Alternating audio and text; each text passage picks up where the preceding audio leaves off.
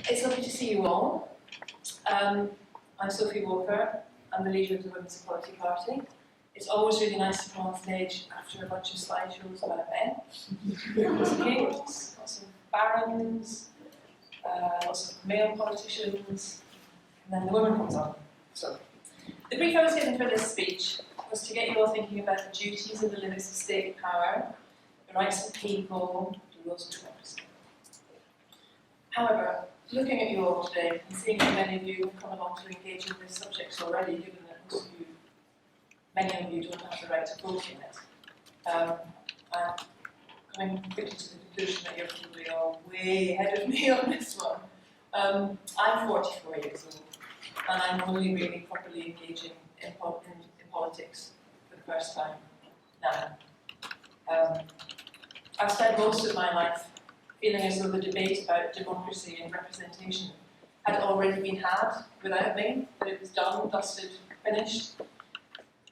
I did participate in my own way.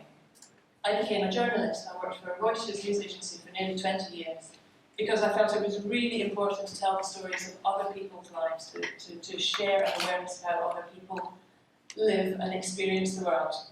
I wanted to report the experiences of global citizens in a way to widen the world and share diversity of thought. But when I actually listened to the political debate, when I looked at the people holding that debate, leading that debate, I really didn't hear very much that spoke to me, my experiences as a young woman, and then as a slightly older woman building a career, and then as a mother trying to balance my career with wanting to have kids and having kids, and then as a mother to a child with autism. Instead, most of the time I used to feel the same way I did when I was a 10-year-old. I've got a multiplicity of microphones here. And I don't think I need your clicker. That's fine. We also have those who don't have them. I felt the way as I used to when I was a 10-year-old, because I had these terribly worthy parents, and they used to take me out on these marches all the time. So I grew up in Glasgow in the 1970s, which basically protection for anything. And it rained a lot, and we went on lots of marches in the rain. And when I subsequently engaged in politics, I quite often felt the same way I did as a kid, bored and really tired of slogging along behind some distant someone who was way up ahead of me, banging a drum about something or other that I couldn't really hear what they were saying, and it wasn't terribly interesting anyway. And then the Women's Equality Party was launched, and from feeling excluded and unheard and generally really frustrated at how bad our country is at embracing diversity and listening to lots of voices and taking on board what those voices are saying, I felt as though actually I could be the person at the front of the march with the drum. I felt as though I could be heard, and I felt as though I could lead the debate for change. So how does this fit in with the Magna Carta? Bring it back to the Magna Carta. Well, issued 800 years ago, 2015. At the time, it was the practical solution to the political crisis that King John faced at the time. And it established for the first time the principle that everybody, including the king, was subject to the law. The fundamental significance of the document, of course, is that it established the principle of preventing the arbitrary use of power by those in authority. This is a principle which ostensibly forms the bedrock of our systems of justice and rights, and is, of course, to be celebrated. You were very hard on that. However, what it also established was a political system in which the majority of the country's population, the serfs, the unfree labourers, and all women, were not recognised and were not represented. Because King John's Magna Carta only recognised the rights of free men. And we should bear this in mind during our commemorations, because it reminds us that even as we take great leaps towards equality for some, others are often left behind.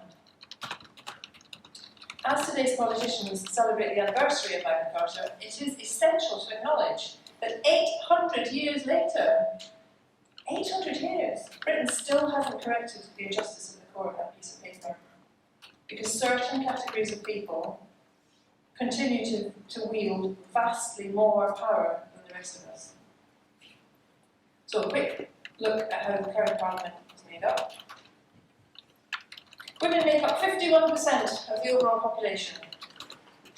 They make up 29% of Parliament. Minority ethnic groups make up 14% of the overall population. They make up 6.6% of MPs. The average age of the population is 40. The average age of Parliament is 51. So I know I'm 44, I'm yet another duffer, but actually I feel that since I went into politics I've never felt younger, because I'm always the youngest person in the room by about 10 years. The overall population, right across the country, the percentage that went to private schools is 7%, right across the country. Percentage in Parliament, 25%. Less than 1% of the overall population in Britain went to Oxford or Cambridge. Moving to the House of Parliament, it's 34%. In the overall population of Britain, about 20%, beg your pardon, 20% of the overall population are university graduates, opposed to 90% in Parliament. Now, quick comparison against that with voter turnout in the last 5 elections. I'll stop doing that on this one. 1997, turnout was 71.4%. 2015, I'm going to just do 2 numbers. 2015, 66.1%, which is quite rubbish. You look at the turnout of people aged 18 to 24 in the last 2 elections. 2010, it was 44%. 2015, it was 43%. Is it any wonder that people don't feel engaged with politics when our Parliament looks entirely different from our population? The people don't understand the MPs, and the MPs don't understand the population. And the question that keeps being asked is, how can we convince young people to engage with politics? So, we're going to do some audience participation, because we've got to start lunch and people at the back are sitting. Please stand up if you actually plan to vote in 2020.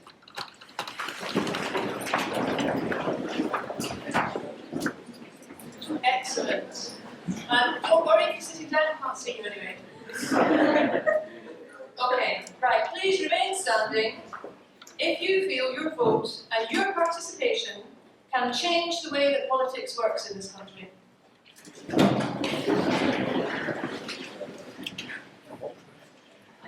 Should have we look? Sorry, more than I expected. Now, remain standing if you feel that the average politician really understands your concerns.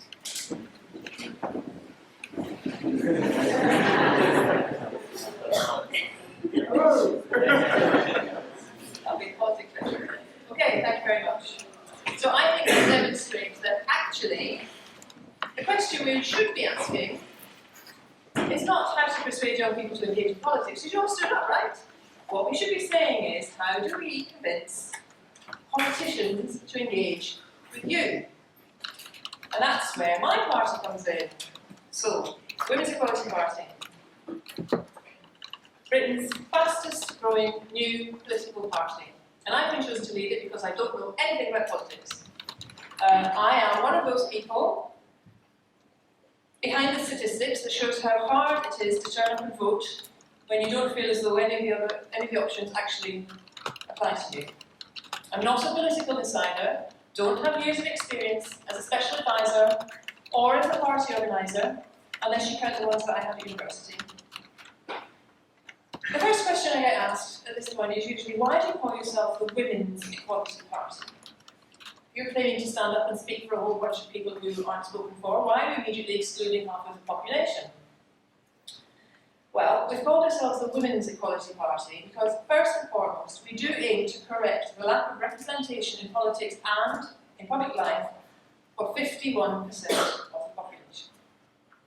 In so doing, we aim to reach a multitude of people who are not being seen or heard by the current political system. We are standing up for the rights of women, but in so doing we are acknowledging that there are people who are doubly, triply, quadruply disadvantaged by not just their gender, but then on top of that, race, socioeconomic background, disability, age. And in building a new political party with all of those people, we are allowing a huge range of people the chance to really speak out and to build their own policies based on their own life experience. Everyone benefits. Equality for women is not a zero-sum game. When women can contribute fully to the political and economic systems of this country, everybody benefits. It makes for a fairer society, it makes for a fairer economy, it makes for a fairer democracy, and in that situation, everybody wins. What's both great and greatly frustrating about the case you're making is the number of politicians that agree with us. Because they all differ on how we can best achieve equality. Last week, in his speech to the Tory conference, the Prime Minister expressed concern that his two daughters would be disadvantaged because of their gender, saying, "You can't have true opportunity without real equality." Jeremy Corbyn, the leader of the opposition party, has said, "We will never be a successful society in which all are able to achieve their potential until we have equality for women." Unfortunately, they and the other old parties are still coming at this with the view that equality belongs to their party and to nobody else. I'm not quite sure how that works. By insisting on this approach, by shooting down attempts at all the other parties to achieve equality, each individual political party is reducing the fight for equality to another political detail, to a couple of paragraphs at the back of the manifesto. I get really bored of reading political party manifestos. I have to keep going all the way through to the back of the bit that's about me, like I'm a special interest party, like a pigeon fanciers, instead of a representative of 51% of the population. This stuff should be shot through the political manifestos. It's not a detail at the back. Obviously, a great many other groups have contested this approach over the years. Pressure groups, campaigners, individuals, they've all made huge progress in fighting for the rights of women in all areas of life. Currently, men outnumber women in Parliament by 2 to 1. But without the inspirational work of the suffragettes, we would have no women in Parliament at all. Without the dedication of the women's liberation movement in the 1960s and the 1970s, we wouldn't be able to announce policies next week to hold employers to account over the pay gap, because the 1970 Equal Pay Act wouldn't exist. Interestingly, I'd like to take this point to mention that the historical accounts of those women as bra burners are entirely untrue. What happened was that there was a protest around the Miss America pageant in 1968, when members of the women's liberation movement threw objects that they associated with women's oppression into a big rubbish bin. And they threw in mops, and cooking pans, and copies of Playboy, and false eyelashes, and bras, which I think were of the sort of slightly frilly, possibly transparent type. But none was burned, and the women were making a perfectly reasonable political protest. But for nearly 50 years now, we have insisted on portraying them as radical, irrational women whose contributions to political discourse do not deserve to be taken seriously. We want to be taken seriously. We are really sick of not being taken seriously. Equality does not belong to just one party. Equality is not a possession to be bickered over.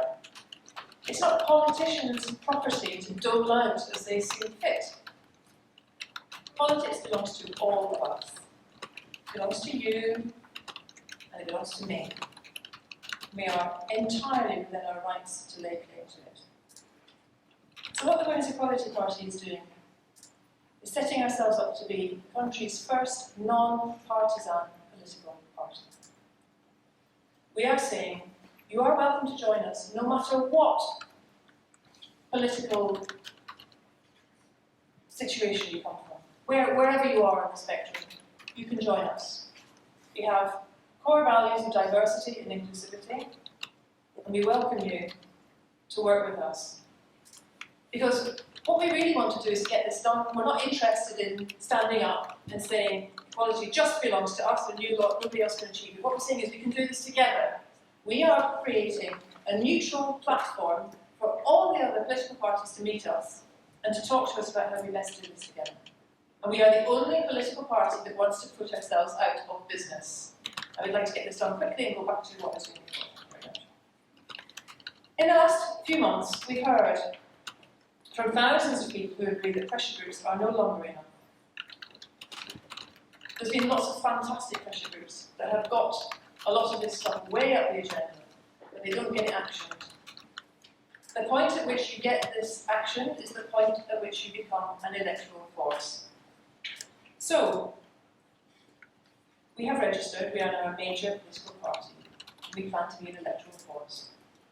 We are going to launch our first policy document on October the 20th. And the only people we delegated writing that document to were our members. Oh my God, it's another 40 plus talking about crowdsourcing. Sorry about that, but that's basically what we did. Our thousands of members have written our policy document. We're going to announce it on October 20th, and then we are going to mobilise our thousands of members. And we are going to stand our first candidates in spring next year. We are going to be fighting for equal pay and an equal opportunity to thrive.